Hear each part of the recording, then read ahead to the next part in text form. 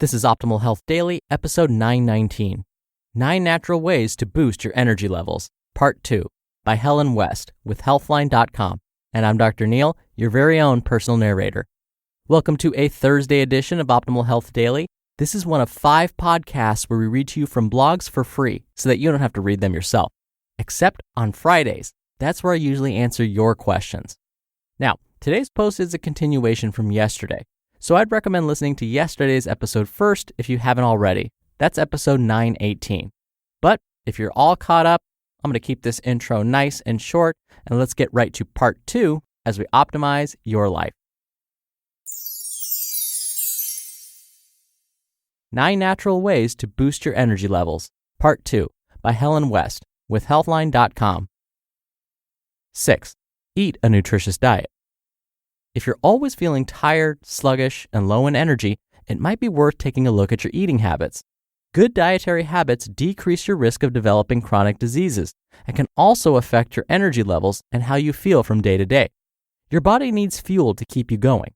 Choosing whole, nutritious foods most of the time will provide your body with the nutrients it needs to function at its best. If you're eating a lot of processed foods, high in sugar and fat, you may find that they affect your energy levels as well as your health. Additionally, if you have an erratic meal pattern and regularly skip meals, you may miss out on necessary nutrients, making you feel tired. One study found that students who skipped breakfast or had an irregular eating pattern which involved regularly skipping meals were much more likely to experience fatigue. It's also important that you eat enough food to fuel yourself during the day. Extreme dietary restrictions can also result in a lack of both calories and essential nutrients such as iron, which can negatively affect your energy levels. Summary. A diet based on whole, healthy foods benefits your health and your energy levels. In contrast, a diet high in processed foods can negatively affect your energy levels. 7. Avoid added sugar. When you feel tired, it can be easy to reach for a sweet, sugar-filled snack. However, although sugar can give you a short-term energy boost, it will wear off quickly. This is because high sugar foods cause your blood sugar to rise quickly, sometimes referred to as a blood sugar spike. This results in your body releasing large amounts of insulin to bring your blood sugar back down. It's believed that this rise and fall in blood sugar is what causes a rush of energy, followed by a slump.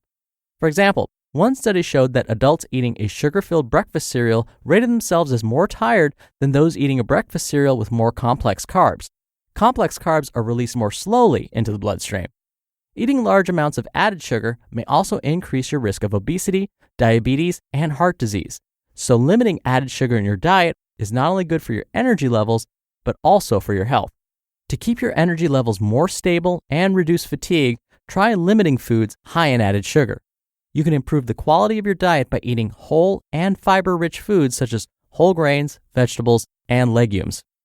Summary. Eating foods high in sugar can give you a short-term energy boost followed by a slump. To avoid this, minimize your intake and focus on eating whole foods instead. 8. Stay hydrated. Depending on age, your body is made of anywhere from 55 to 75% water. During the day, you lose water via urine and sweat. So in order to stay hydrated, you need to drink enough water to compensate for this loss. Dehydration can affect your brain function, mood, and energy levels. In one study, young men who lost just 1.59% of their fluid had a poorer working memory function and experienced increased feelings of anxiety and fatigue. However, keep in mind that a loss of more than 1% of body fluid typically only occurs in people who sweat a lot, usually due to high activity in high temperatures. To stay hydrated, make sure you drink when you're thirsty. Also remember that if you sweat a lot due to hot weather or being very active, you may need a little more water. Additionally, keep in mind that older people may not always feel thirsty, even when they need to drink, and may need to make a conscious effort to drink more. Overall, if you feel tired and don't think you drink enough water, try drinking it regularly throughout the day to ensure you stay hydrated. Summary. Dehydration can make you feel tired. Make sure to drink enough water throughout the day and respond to your thirst, especially during exercise. And finally, 9. Be social. Social connections are incredibly important for maintaining good health. In areas of the world with unusually low rates of disease and a high number of centenarians, people who live to be over 100 years old, one of the most common factors is a strong social support network. Social isolation can cause low mood and tiredness, especially as you get older. In fact, people with stronger social networks are thought to have better physical and mental health as they age. If you feel tired and in low spirits, it can be helpful to get out socializing with friends, joining a social club, or starting a new hobby that gets you out and about. Summary. Getting out of the house and mingling with other people is beneficial for both your energy levels and your health. Try organizing social activities with your friends or starting a new activity by joining a social club. The bottom line. Many people feel tired and lack the energy to function at their best throughout the day. However, drinking enough water, eating healthfully, getting enough sleep and exercise, and being sociable can benefit your energy levels and your health. If you feel tired, it's worth taking a look at your lifestyle to see which healthy changes you can make to boost your energy levels and make you feel great. You just listened to part 2 of the post titled 9 Natural Ways to Boost Your Energy Levels by Helen West with Healthline.com. Dr. Neil here for my commentary. When we look at the data, we do find that most of us are walking around dehydrated. If you've listened to my show for really any period of time, you've probably heard the recommendation I'm about to share with you. When it comes to checking to see whether you're dehydrated, adequately hydrated, or overhydrated, yes, that does happen, you want to look at your urine color. I know it sounds disgusting, but that's the best way to know. Most of the time, if your urine is a pale lemonade color, that's perfect. It means you're adequately hydrating. If it's a dark yellow, darker than lemonade, you're dehydrated. If it's closer to clear, you're overhydrating. You're getting too much water. And yes, getting too much water can be harmful too. It might make your body excrete vitamins and minerals too quickly.